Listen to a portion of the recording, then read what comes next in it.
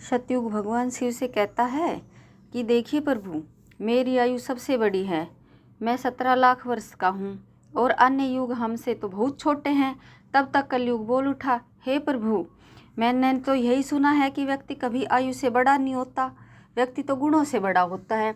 भगवान शिव ने कलयुग की दलील को माना और सतयुग से कहा, सतयुग तुम इस तरह तो बड़े नहीं हो सकते।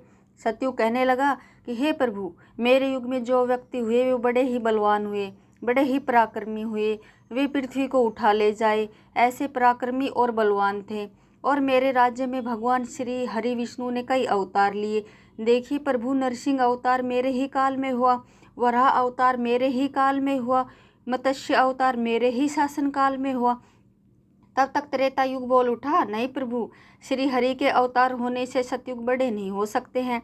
प्रभु, अवतार तो मर्यादा पुरुषोत्तम श्री राम का मेरे काल में भी हुआ था, जिन्होंने संसार को मर्यादा का पाठ सिखाया। और अगर बलवान की बात करते हो तो कुंभकर्ण जैसे योद्धा, राम रावण जैसे योद्धा मेरे शासन काल में भी हुए।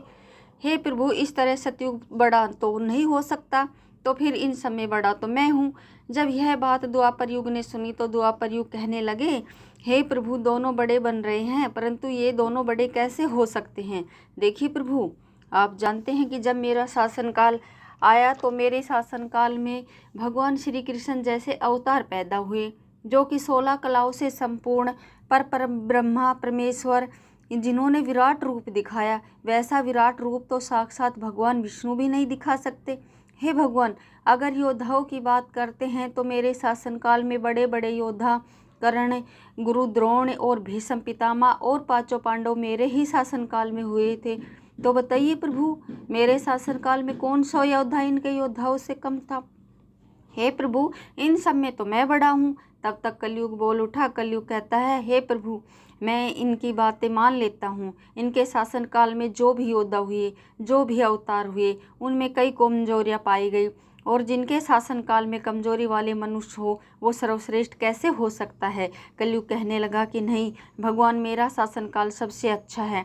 मेरे युग में व्यक्ति के भोग विलास के लिए कई सुविधाएं हैं, नई नई तकनीकों से परिपूर्ण मेरा युग, मेरा शासनकाल सभी में सर्वश्रेष्ठ है। जब भगवान शिव ने चारों युग सतयुग, त्रेता, द्वापर और कलयुग चारों की वाणी सुनी तो भगवान शिव अपने मन में विचार करने लगे और सोचने लगे कि इनका फैसला कैसे किया जाए। पास में ही माता पार्वती बैठी थी। माता पार्वती कहती है कि हे प्रभु, अगर आप इनका फैसला नहीं कर पाए तो फिर इनका फैसला कौन करेगा, फिर तो चारों युग आपस में ही मर जाएंगे। हे महादेव, इसलिए आप इनका फैसला कीजिए। सभी देवता मिलकर भगवान शिव से कहने लगे